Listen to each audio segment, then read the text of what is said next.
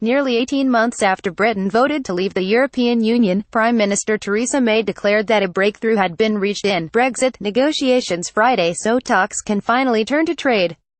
Standing beside European Commission President Jean-Claude Juncker after an early breakfast meeting in Brussels, she triumphantly said an agreement had been made that was in the best interests of the whole of the UK as it prepares to exit the European Union.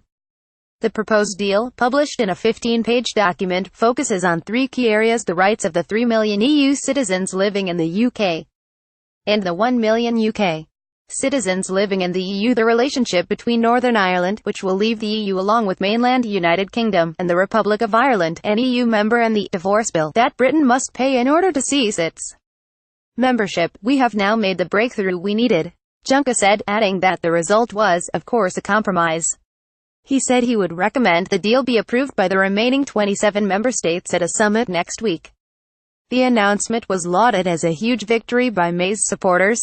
A member of her cabinet, Michael Gove, one of the lead campaigners for the Leave campaign for the June 2016 referendum, in which 52% voted to exit the EU and 48% to remain, said it was a significant personal political achievement for the Prime Minister. Foreign Secretary Boris Johnson, another key Leave campaigner, also praised May's determination. "We now aim to forge a deep and special partnership with our European friends and allies while remaining true to the referendum result, taking back control of our laws, money and borders for the whole of the UK," he wrote on Twitter. The early morning announcement also came as a massive relief for May, who had been in Brussels on Monday hoping to secure this exact deal, but was forced to leave empty-handed after talks fell apart late in the day. The crucial sticking point had been securing agreement on how the post-Brexit landscape will look between the Republic of Ireland and Northern Ireland.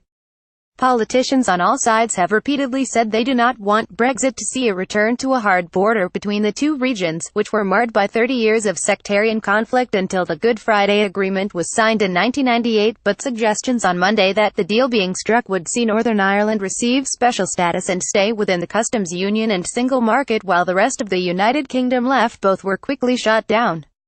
Northern Ireland's staunchly pro-Brexit Democratic Unionist Party, which May is currently dependent on to maintain a majority in Parliament, announced Monday that it was not happy with the terms being proposed in government.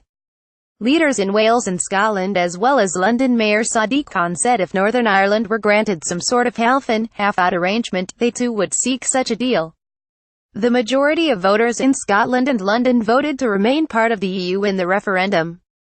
Speaking on Friday morning after this new deal was announced, DUP leader Arlene Foster said she had negotiated directly with the Prime Minister overnight, and was happy that substantive changes had been made to the Northern Ireland deal that meant her party could now broadly support it.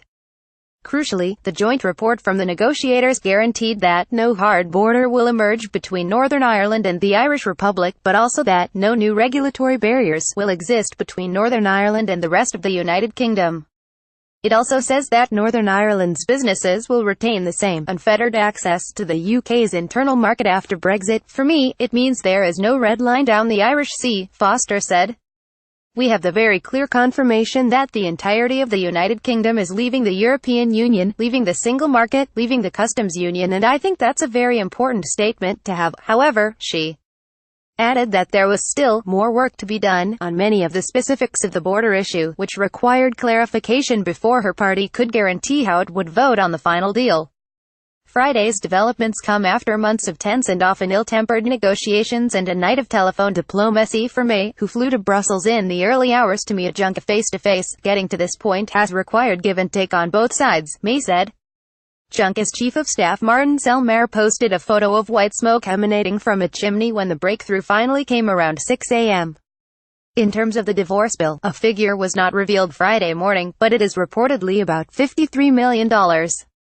And regarding the rights of EU citizens in the UK, and vice versa, the deal protects their right to live, work and claim access to benefits in the country they reside in.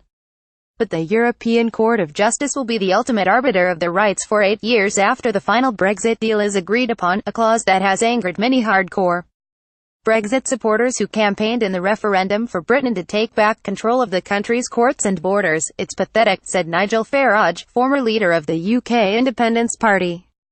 "We will stay part of the European Court of Justice for a further 8 years, which is one of the key reasons people actually voted Brexit." It's just not good enough. If the current deal is approved by the remaining 27 members of the EU, they will give the go-ahead for Brexit talks to turn to the complex issue of trade. That development was welcomed by the markets and business leaders. The British pound rose to a 6-month high against the euro. But there were also early warnings from many corners that even though this first round of negotiations is over, much hard work remains and those negotiations could prove to be even more fraught. We all know that breaking up is hard, European Council President Donald Tusk said. But breaking up and building a new relation is much harder. Boyle is a Times special correspondent. UPDATES 645 AM. This article was updated throughout with staff reporting and additional details. This article was originally published at 12:20 a.m. A previous version of this report said that it had been more than 18 months since Britain voted to leave the European Union. That referendum was on June 23, 2016, less than 18 months ago.